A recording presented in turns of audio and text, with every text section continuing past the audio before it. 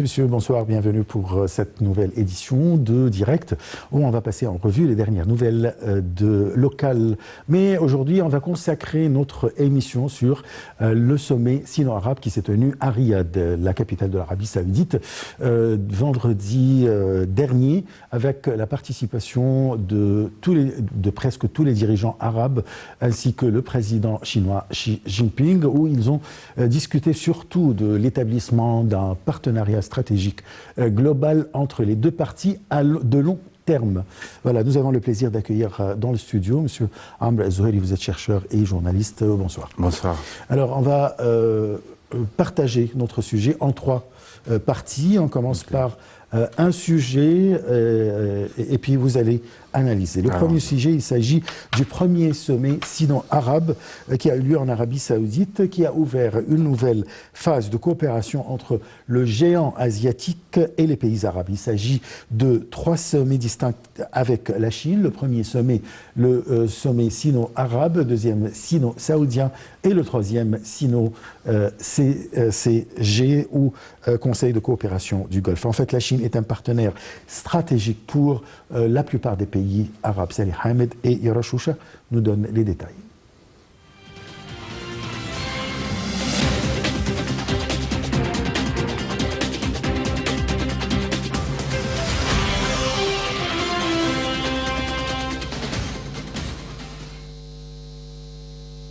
Le premier sommet sino-arabe est d'une grande importance car il reflète l'état de rapprochement entre les pays arabes et les monarchies du Golfe, en particulier, et entre les pays arabes et la Chine en général. Cet événement est important pour les deux parties puisque la Chine est la deuxième plus grande économie du monde.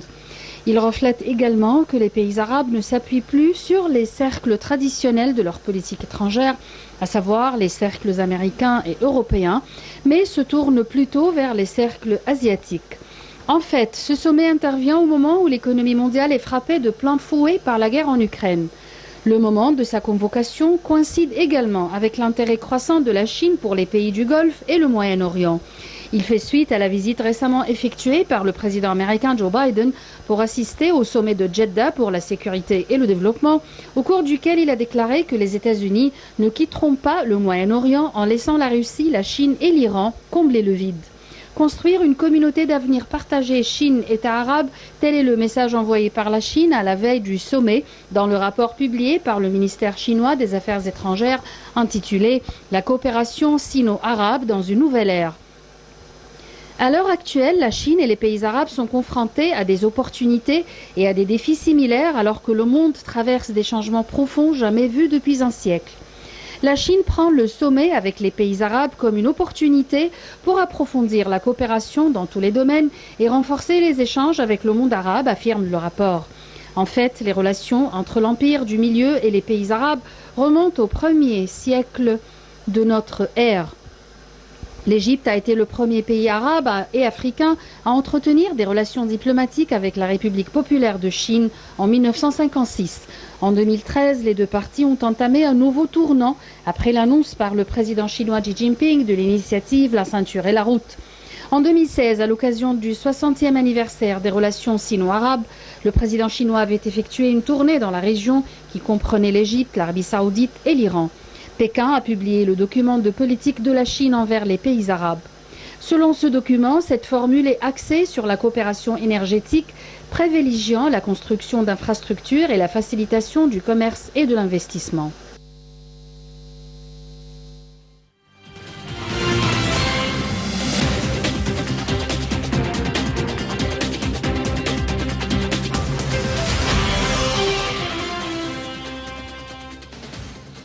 Monsieur Amr Zouheri, je rappelle que vous êtes chercheur et journaliste là. Tout d'abord, quelle est l'importance d'un tel sommet qui rassemble les dirigeants arabes, tous les dirigeants arabes, avec la deuxième économie mondiale telle la Chine? Donc la Chine, cette fois-ci, c'est la première conférence, on pourrait dire la première de la sorte, avec un tel regroupement de chefs d'État et arabes ou arabes du Golfe également. Mais ça reste dans une continuité déjà choisi par la Chine depuis sa création de l'État populaire de Chine. Donc cette continuité va dans le sens de coopération sino-mondiale, d'une sorte à avoir une coopération et de points d'accord avec les autres partenaires en négligeant ou laissant de côté le point d'indifférence et qui pourrait être obstacle pour tout développement.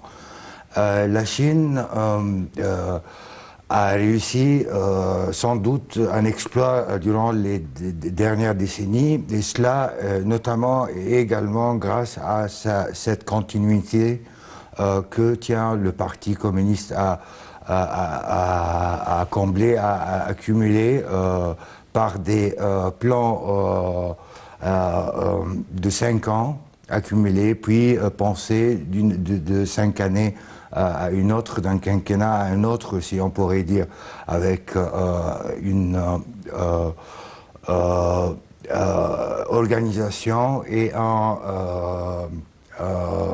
une recherche creusée qui va en parallèle avec un succès financier qui pourrait financer tous ces engagements pour le développement et pour la recherche. Donc, de cela est née l'idée également de reprendre, comme la Chine est une civilisation millénaire, l'idée de la route et la ceinture, ou la ceinture et la route, qui est une réhabilitation ou une renaissance pour l'ancien route de soie, qui reliait l'Europe depuis l'Ocdonome jusqu'à la Chine, en passant par tout le monde arabe et musulman. Donc c'est une tradition millénaire de commerce et de coopération qui pourrait être sans doute aujourd'hui, à l'aube de ce siècle, un succès et une victoire pour l'ensemble de l'humanité.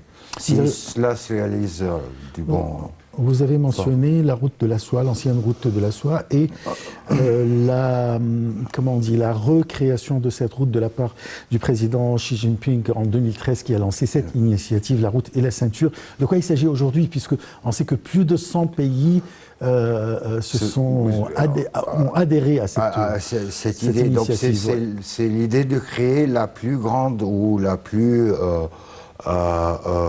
plus grand réseau de communication et de continuité commerciale et de fourniture, des chaînes d'approvisionnement également. Donc une continuité d'échange et de commerce inégalée dans le monde entier. Comme vous le dites, 100 pays adhèrent au projet. Donc c'est un projet bénéfique pour l'ensemble de l'humanité. Et cela correspond également à cette vision chinoise qui se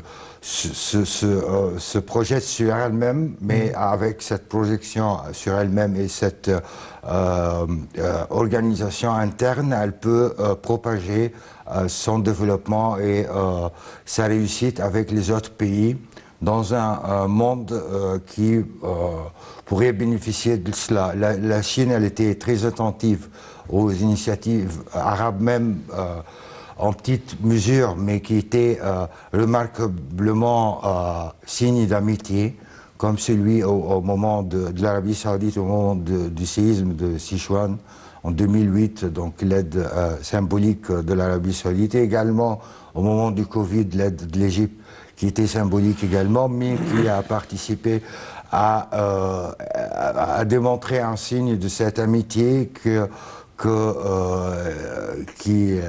l'Égypte accorde à la Chine et qui est fière de l'avoir, comme vous l'avez mentionné dans le reportage, le premier pays arabe et africain qui a reconnu la Chine populaire en 1956, c'était la République arabe d'Égypte. Oui, tout à fait.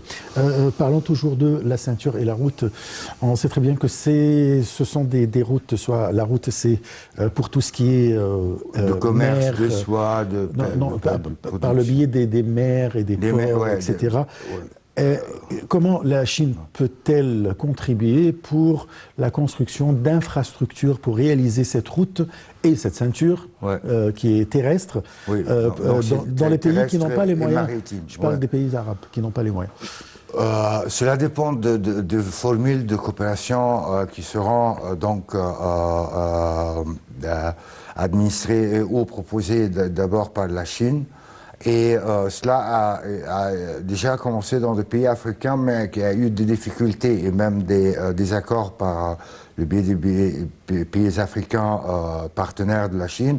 Mais toutes ces formules de coopération, toutes ces formules pourraient être modifiées dans le futur, puisque cette initiative, elle vient d'être lancée et elle se projette dans le futur. Donc l'idée, elle est bonne, elle a un accord et presque une adhésion avec des mesures d'attentisme ou d'enthousiasme ou même de scepticisme différents d'un pays à un autre. Mais cette idée, elle est projetée sur la scène internationale comme une idée phare pour ce siècle et comme un projet global de développement multinational et qui est basé sur ce qui est sortant d'un bilatéralisme chinois avec l'ensemble des régions et du monde entier, pays par pays.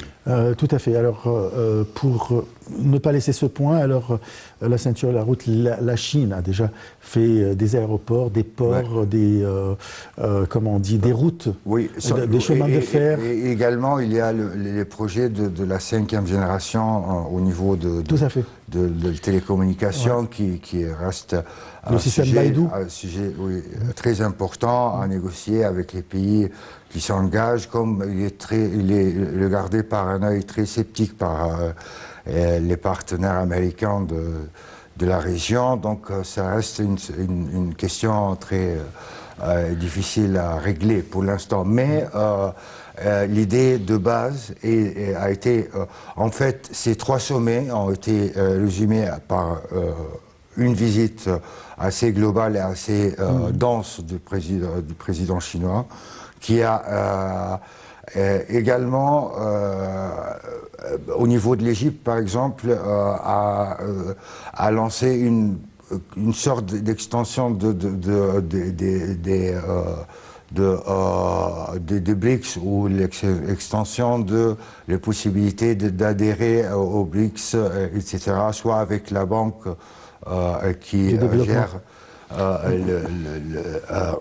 l'argent de l'organisation, soit par une adhésion réelle qui sera engagée sur plusieurs années après un développement prévu ou prévu donc vers 2030 ou même avant sans doute, mais tout cela dépend des pas réalisés, des réussites réalisées dans ces projets. Ce qui a sauvé la Chine durant son histoire récente, depuis les années 60, c'est la réussite consécutive de ces plans de 5 ans. À partir de 79. Exactement. Donc il y a eu une réussite sans arrêt ou sans difficulté, et cela c'était grâce à l'audace et à la continuité des Chinois en dépit de toute difficulté trouvée sur la route. Peut-être cela leur donne également ce pouvoir à être, ou cette fermeture à être très ferme au niveau du Covid, par exemple, avec une politique de zéro Covid appliquée dans des villes où il y a des difficultés. Mais tout cela reste des sujets internes chinois, avec un accord quasi global, au global sans doute, de tous les partenaires arabes et du Golfe, que la Chine unifiée et unie est quelque chose indiscutable ou un sujet indiscutable, comme pour les pays arabes ou de nombreux des pays arabes, la question palestinienne, qui était également mentionnée par le président chinois qui est à la tête d'un pays membre du Conseil de sécurité, qui à la présence du président palestinien a accentué l'importance de la création d'un État palestinien aujourd'hui pour régler à l'échelle mondiale tous les conflits et les problèmes qui existent aujourd'hui. Je reprends la question du commerce et de la ceinture de la route, le rôle du canal de Suez dans ce grand projet. Et sans doute, si une région assez stable qui prospère et qui vit dans une paix juste et durable, et serait sans doute un moyen ou comment dire, quelque chose qui pourrait, qui mettra l'accent de plus en plus sur l'importance du canal de Suez, oui, et va aller sans doute la prospérer au niveau commercial. Elle vivra donc des années inégalées avec une paix, une stabilité régionale remarquable. D'ici là, la zone donc économique en ce qui concerne l'Égypte, économique du canal Suez, est un atout très important pour l'État égyptien et sur lequel il compte beaucoup pour le développement pour les années à venir et notamment pour atteindre les objectifs de 2020-2030. Donc les éléments sine qua non à cette réussite, ce serait la réussite du développement de cette zone économique et également la réussite à réaliser des projets donc, d'irrigation et de développement qui sont déjà engagés. Ça pourrait être avec de l'aide de nos partenaires chinois et ça pourrait être avec l'aide d'autres pays ou sur des initiatives nationales et locales égyptiennes, mais cette réussite, ce serait sans doute l'atout principal pour l'Égypte à avoir une place assez grandissante dans cette formule de la ceinture de route. Très bien, je passe à un autre angle de ce sujet. Il s'agit de faire rayonner l'esprit d'amitié sino-arabe et construire une communauté plus solide, renforcer la solidarité et la coopération et apporter plus de bénéfices au peuple chinois et arabe pour contribuer au progrès de l'humanité. Tels ont été les principaux messages à l'issue du premier sommet sino-arabe qui vient de se clore à Riyad.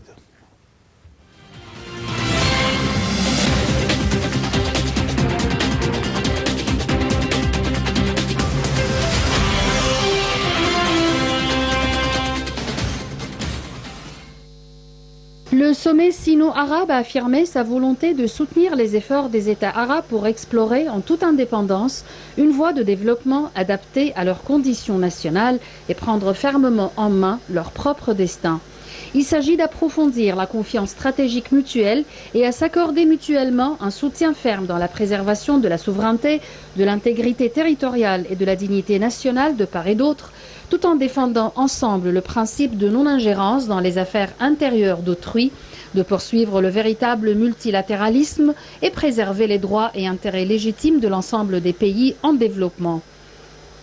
La Chine, qui s'efforcera à porter le volume des échanges commerciaux avec les pays arabes à 430 milliards de dollars d'ici 2027, entend mettre en œuvre des projets d'aide et de coopération au développement d'une valeur de 5 milliards de dollars et l'inclusion de 30 projets répondant aux conditions des pays arabes dans le groupe de projets de l'Initiative mondiale pour le développement. La Chine fournira un soutien sous forme de prêts et de lignes de crédit aux pays arabes en fonction de leurs besoins de financement pour des projets qui incluent la capacité de production, les infrastructures, l'énergie, la finance verte et autres domaines, et soutiendra la Banque asiatique d'investissement dans le financement des projets de modernisation des infrastructures, soutiendra les investissements à faible coût et durable, accordera un traitement d'exonération de droits de douane à 98% des produits textables importés des pays arabes les moins avancés, fournira une aide humanitaire et de reconstruction à la Palestine, au Yémen, au Liban, à la Syrie et à d'autres pays qui en éprouvent le besoin. Elle mettra en œuvre 5 projets de coopération en médecine traditionnelle chinoise et en médecine moderne dans les pays arabes, tout en continuant à envoyer des équipes médicales chinoises dans les pays arabes pour y travailler. La Chine tient à travailler avec la partie arabe pour établir un centre sino-arabe de coopération dans le domaine de l'énergie propre et à aider les entreprises énergétiques et les institutions financières chinoises à participer à des projets d'énergie renouvelable dans les pays arabes.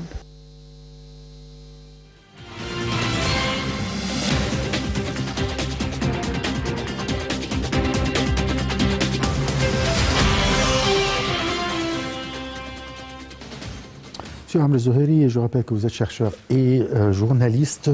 Là, il y a les échanges commerciaux entre la Chine et les pays arabes a atteint 330, a dépassé même les 330 milliards de dollars en 2022. Alors, ce chiffre, après les partenariats stratégiques globaux qui ont été établis entre les pays arabes et la Chine, est-ce que vous voyez que ça va augmenter dans les prochaines années? Oui, sans doute ce chiffre va augmenter, et notamment par le biais de ce que le président chinois Xi Jinping a déclaré, c'est de l'augmentation de la part achetée du pétrole acheté par les Chinois à l'Arabie Saoudite. Donc, les pays du Golfe en général. Oui, les pays du Golfe en général, et de l'Arabie Saoudite précisément. Il a précisé d'un côté que l'Arabie Saoudite fournit quasiment un quart de la consommation chinoise des besoins, des besoins de la Chine, en dépit de l'accessibilité au pétrole, au gaz russe également du côté chinois. Mais le choix de la Chine, c'est d'augmenter ce partenariat avec l'Arabie Saoudite et les pays du Golfe, et également avec les pays du monde arabe. Et cela dans une perspective d'élargissement de capacité à développer les pays voisins, et également de se développer intérieurement. Et avec, comme on a vu dans le reportage, avec des taxations pour les produits arabes, donc dans une formule d'aide à l'industrie locale arabe, mais sans doute le premier sujet de commerce et d'échange, ce serait le pétrole saoudien, pour lequel le président chinois a été clair également en invitant l'Arabie Saoudite d'intégrer la bourse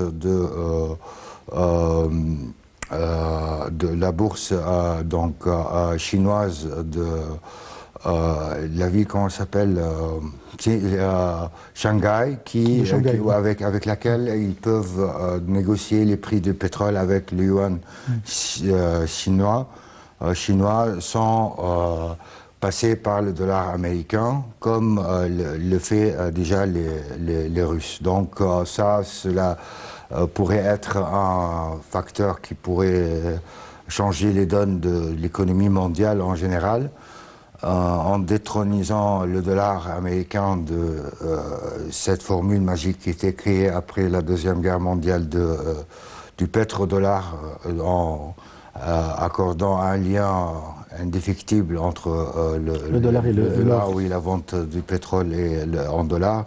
C'était C'est ainsi la formule, mais actuellement, cette formule change. Donc cela engage une sorte d'affaiblissement des Américains en dépit de ce qui a été avancé par le président américain en disant qu'il n'y aurait pas de vacuum ou des places vides pour d'autres partenaires pour la région.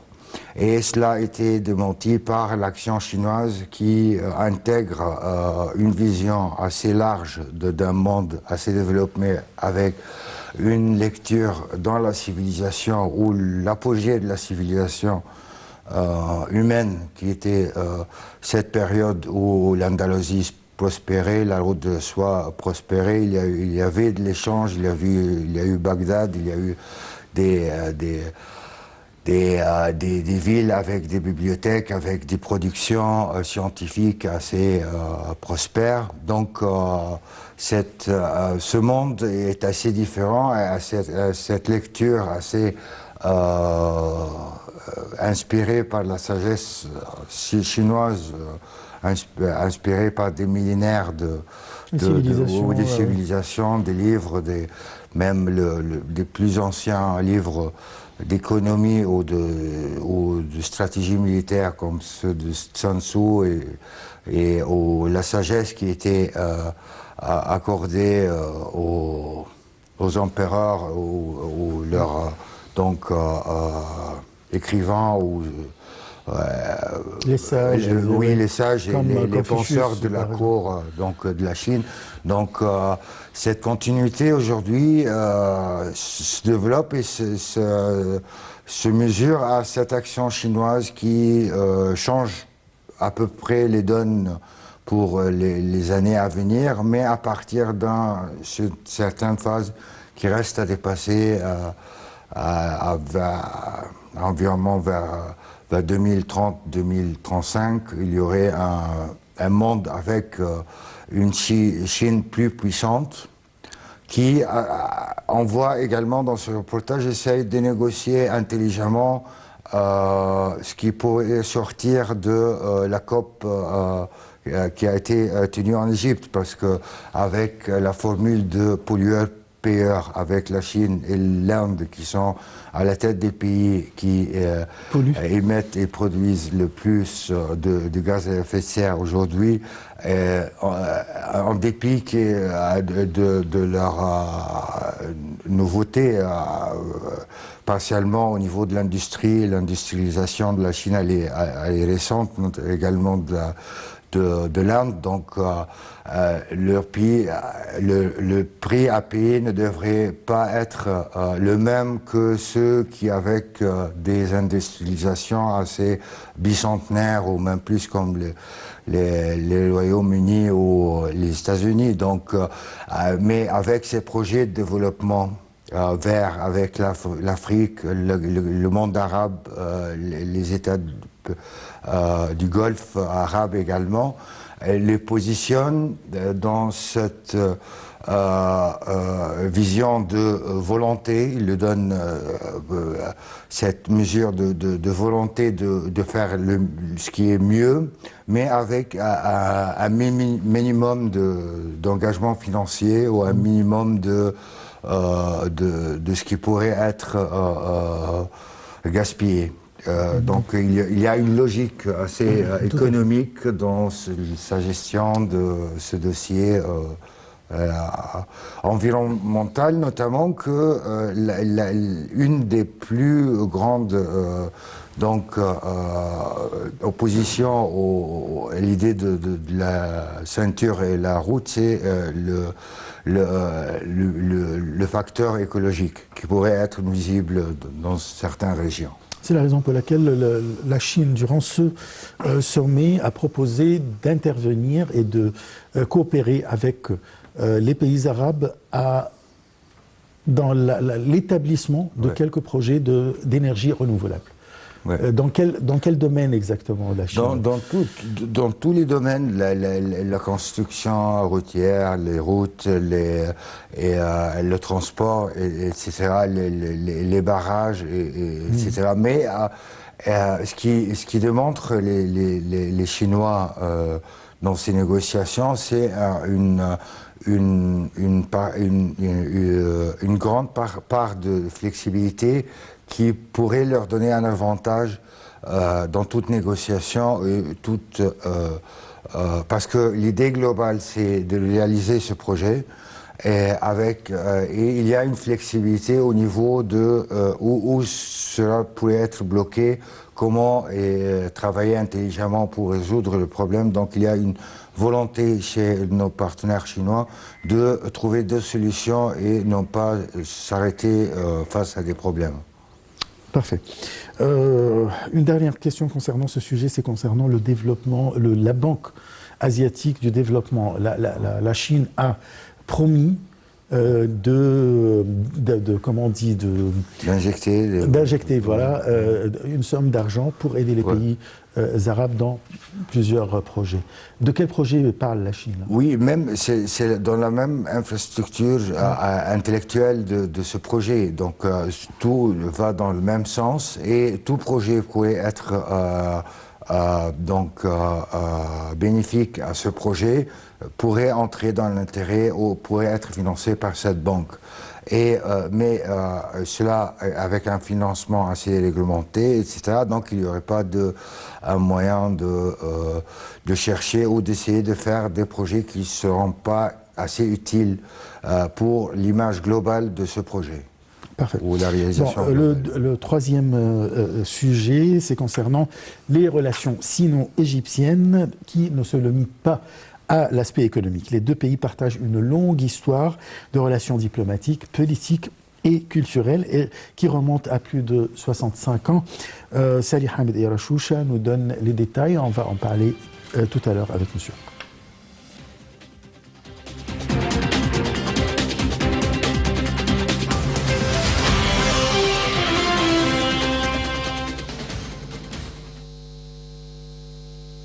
Les relations entre la Chine et l'Égypte remontent à plus de 65 ans. C'est d'ailleurs la solidité des relations diplomatiques, politiques et culturelles entre les deux pays qui a frayé la voie à des relations économiques et commerciales prospères. Depuis 1956, les deux pays ont consolidé leur coopération dans tous les domaines, alors que l'Égypte a appuyé l'adhésion de la République populaire de Chine à l'ONU, ainsi que le principe d'un pays deux systèmes dans la région administrative spéciale de Hong Kong. La Chine a été l'un des premiers pays à soutenir la décision de la nationalisation du canal de Suez. Au niveau politique, les deux pays adoptent des positions similaires basées sur les principes du droit international, comme l'attachement aux solutions pacifiques et diplomatiques des crises et conflits du Moyen-Orient, en Syrie, en Irak et en Libye, ainsi qu'une position ferme en faveur de la résolution du conflit israélo-palestinien par les moyens diplomatiques à la lumière des résolutions des Nations Unies. Les relations avec la Chine s'étendent également au domaine éducatif et culturel depuis de longues années. L'Égypte a accueilli le premier échange culturel entre la Chine et les pays arabes et islamiques lorsque l'université de l'Azhar avait reçu la première mission d'étudiants musulmans chinois en 1931. C'est cette première délégation qui a porté la bannière de diffuser la langue arabe et la culture islamique dans toute la Chine tout au long du XXe siècle. Les deux pays ont également conclu en 1955 leur premier accord de coopération culturelle pour commencer l'échange de délégations culturelles qui ne s'est pas arrêté jusqu'aujourd'hui. Par ailleurs, l'Égypte est le premier pays d'Afrique et du Moyen-Orient à ouvrir un département d'enseignement de la langue chinoise dans ses universités, à l'université de Ain Shams en 1958, et la Chine a ouvert en 2002 son premier centre culturel en Afrique et au Moyen-Orient, au Caire.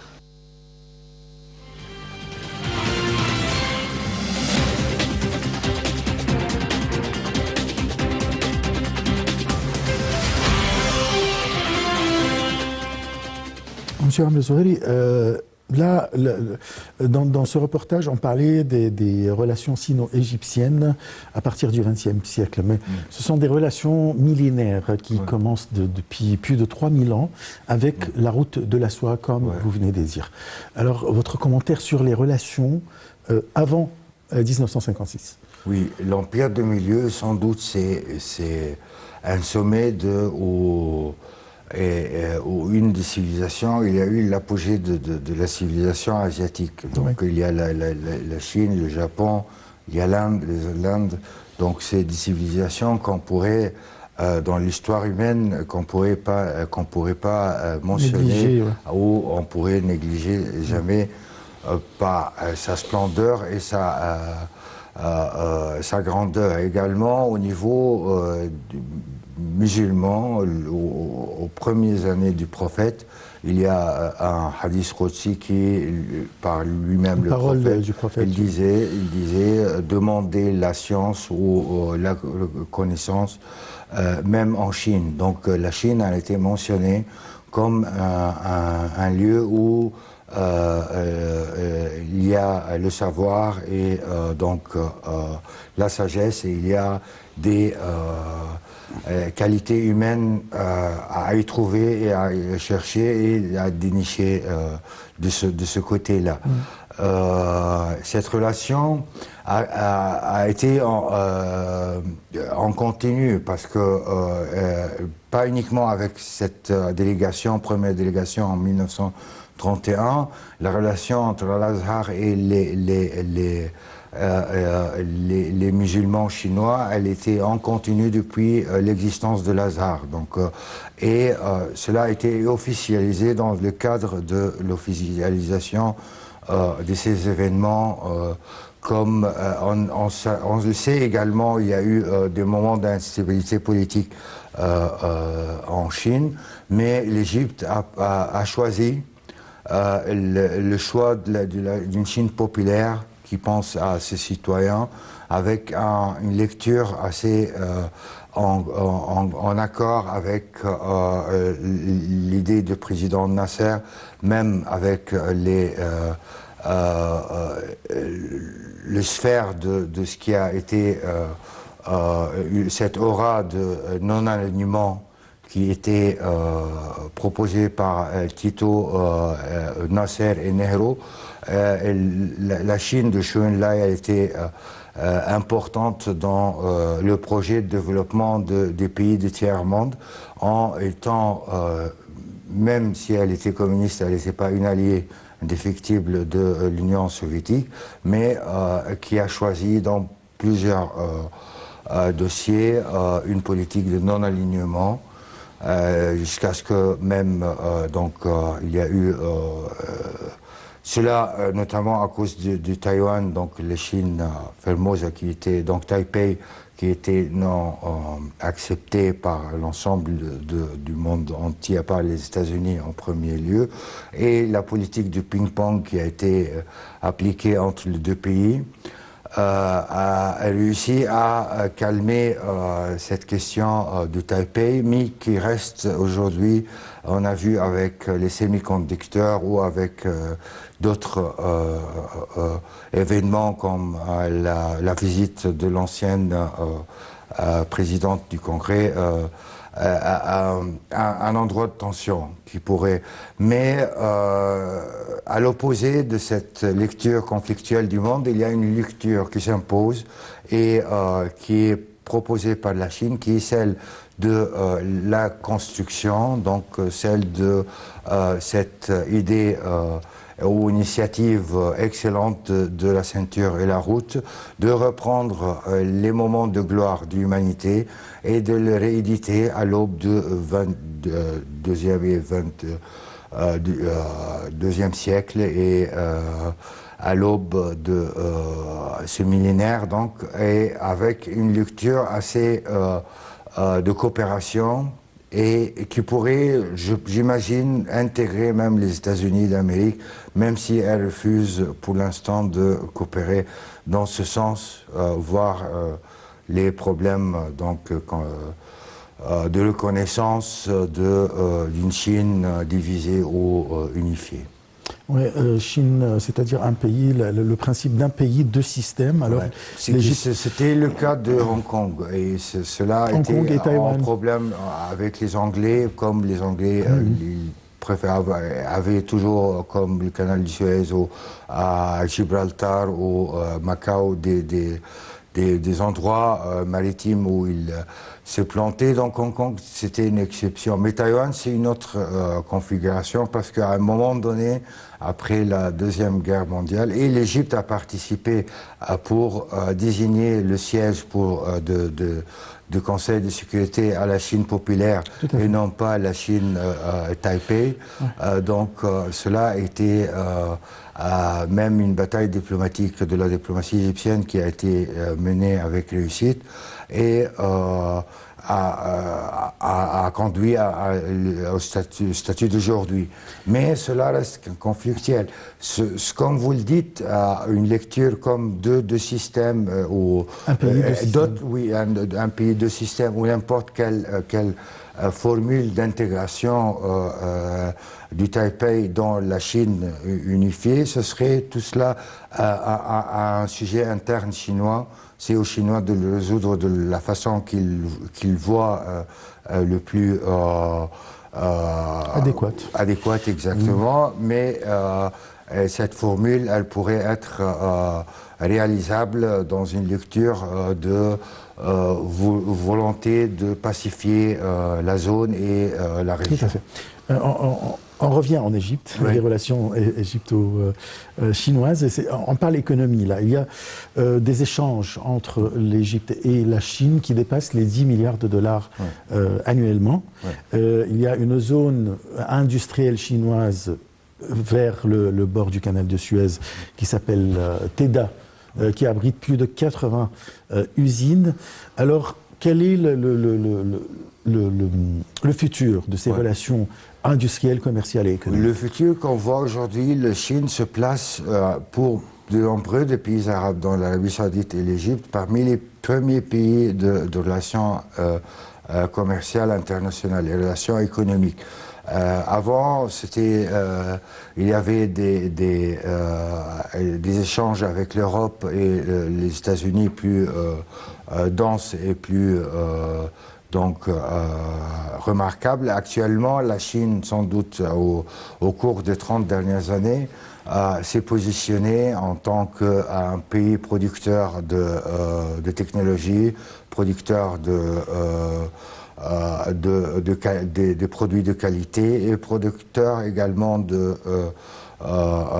technologies agroalimentaires et puis au niveau de tout système hydraulique ou énergétique électrique, elle se positionne également dans une grade assez distingué dans l'ensemble des pays producteurs du monde. Donc la Chine est un vecteur et un